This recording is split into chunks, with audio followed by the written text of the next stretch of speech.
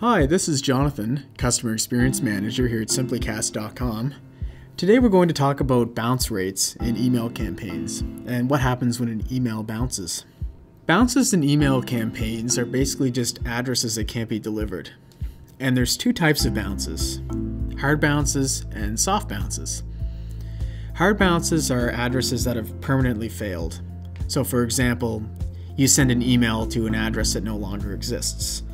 It bounces back to the originating sender, which is us, and we're able to process that so that moving forward, you don't send to that same garbage address again in the future.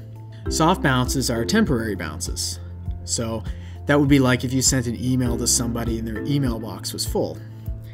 The system would reject the email, but return to us a message that says, inbox is full, can't deliver the message right now.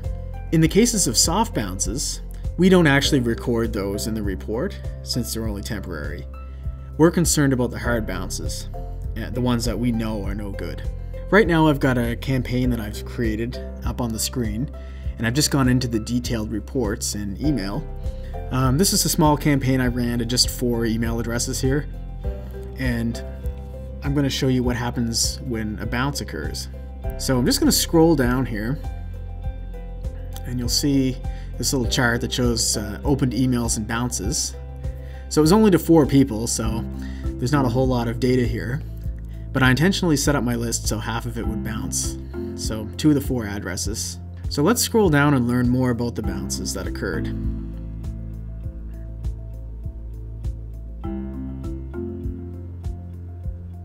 There we go. So here we are in the unopened data section of the report. You'll see down below, we can see the 2 bounces and the percentage of those in my list, as well as unopened. So what we're going to do now is we're going to click on the bounces button right here at the top. And this is going to give us more detail as to who these email addresses were. So now we can see the 2 addresses in my list that bounce. So John and Jane Doe at SimplyCast.com, both of those emails bounced because they don't exist. If you ever want to download your list of bounces, you can click on the download button right above, and then you'll be able to download that into a CSV file that you could open with Excel, for example, or any other spreadsheet application that you use. Our system will automatically record all hard bounces, so the next time you run your email campaign, we're not going to send to those addresses. And that way you're not going to waste any emails attempting to deliver to those people. Another useful thing to keep in mind is you want to make sure that you're sending to list data that's current, basically within the last 2 years. If you send to anything that's older than that, you'll run into a lot of bounced email, and that will really harm your delivery rates.